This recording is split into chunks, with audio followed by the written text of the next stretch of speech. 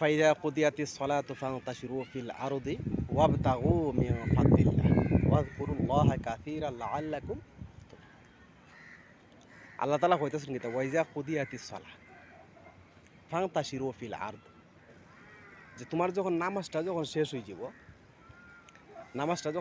যাব, তখন তুমি জমিনের মধ্যে ছড়াইয়া পড়ো। ফান্তাশিরু ফিল আরদি, জমিনের মধ্যে তুমি চলো।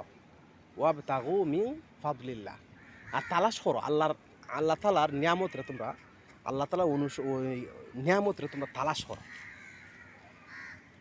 দেখেন বিষয়টা, আল্লাহ তাআলা হচ্ছেন কিন্তু আগে তোমরা নামাজ পড়ো, নামাজ পড়ার পরে জমিনের মধ্যে তোমরা ছড়িয়ে পড়ো। কিসের জন্য? যে আপনার রিজিকের জন্য, আমার রিজিকের জন্য, মানুষের রিজিকের জন্য।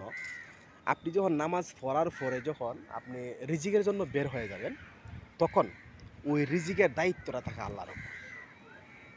আর যারা এই জিনিসটা মনের মধ্যে ধারণ করে, যারা এই জিনিসটা মনের মধ্যে ধারণ করে কাজের মধ্যে যাইব, যে আমি নামাজের সময় হয়ে গেছে, আমি নামাজ পড়বো, নামাজ পড়িয়া আমি যাইব রিজিক অন্বেষণ করবার লাগে, রিজিক তালাশের লাগে। ওই জিনিসটা ধারণ করে যারা নামাজ পড়ে আর যদি আমি রিজিকের লাগে যাই বা আমি রুজি রোজগারের লাগে যাই, তা আমার আল্লাহ তাআলা আমার বরকত দিবা বেশি।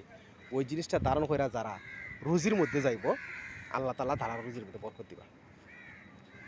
এই কারণে আমি কই যে আপনারা যারা আমরা যারা ফ্যামিলি চালাইতে হয়, বা আমরা প্রত্যেকটা মানুষ এই জিনিসটা আমি আমল করবো, যে আল্লাহ তাআলা বলছেন ওয়াইজা কুদিয়াতিস সালাতু ফান্তাশিরু ফিল আরদি ওয়াবতাগু মিন ফাদলিল্লাহ, যে আমরা নামাজের পরে আমরা যে রিজিক, নামাজের পরে নামাজটা শেষ করে আমরা আমাদের রিজিকরে তালাশ করবো, রিজিকের লাগে যাইমু, তখন আমরা আর রিজিকের অভাব